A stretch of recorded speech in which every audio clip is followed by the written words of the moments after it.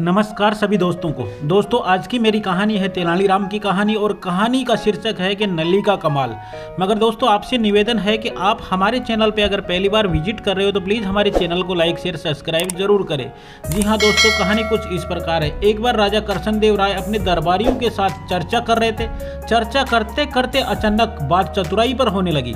महाराज कृष्णदेव राय ने दरबार में राजगुरु से लेकर कई अन्य दरबारी तेनालीराम से जलते थे। ऐसे में तेनालीराम को नीचा दिखाने के लिए एक मंत्री दरबार में बोल ही पड़ा, महाराज दरबार में एक से बढ़कर एक बुद्धिमान और चतुर लोग मौजूद हैं और अगर मौका दिया जाए तो सब अपनी चतुराई आपके सामने पेश कर सकते हैं। किंतु तभी महाराज कृष्णदेव राय ने हैरत में पड़ते हुए पूछा, किंतु क्या मंत्री जी?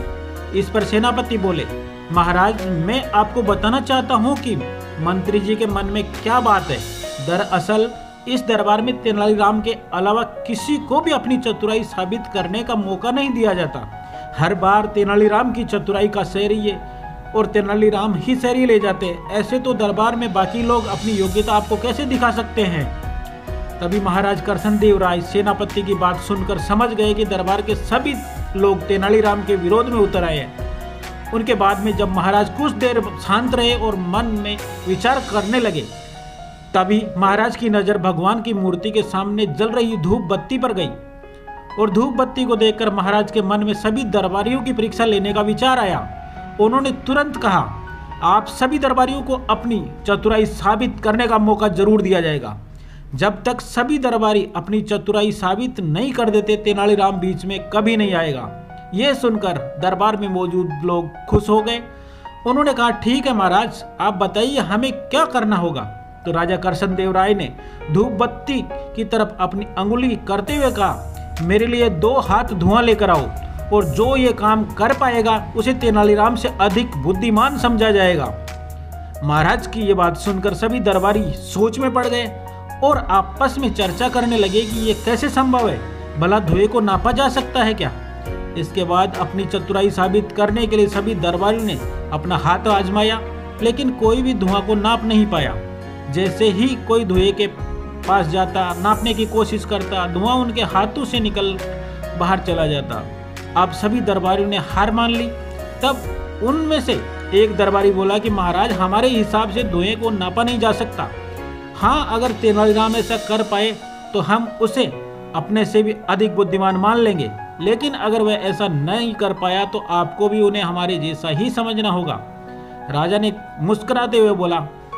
तभी तेनालीराम आप पहुंचे। तभी महाराज ने बोला, क्यों तेनालीराम, क्या तुम तैयार हो? इस पर तेनालीराम सिर झुकाते हुए कहा, महाराज मैंने हमेशा आपके आदेश का पालन किया है, इस बार भी मैं जरूर करूंगा।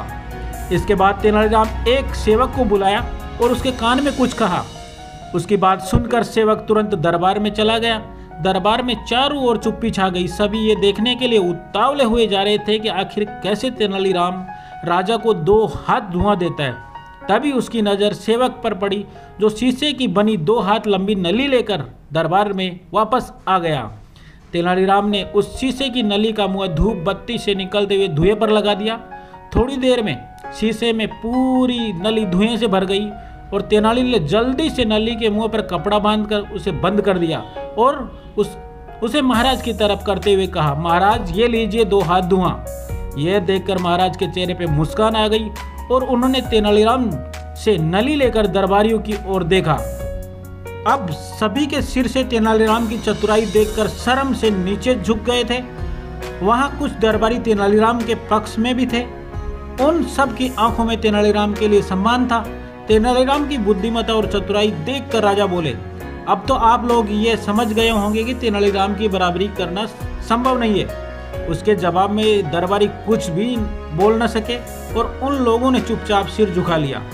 इस कहानी से हमें शिक्षा मिलती है कि हमें दूसरों की बुद्धिमत्ता का सम्मान करना चाहिए और किसी की चतुराई से जलन नहीं करनी चाहिए। जी हाँ दोस्तों, कैसी लगी आपको ये कहानी? अगर आपको ये कहानी अच्छी लगी तो प्लीज़ हमारे चैनल को लाइक शेयर सब्सक्राइब जरूर करें ताकि आपको आगे भी मिल सके ऐसे चतुराई भरे वीडियो। तब तक के लिए जय हिंद।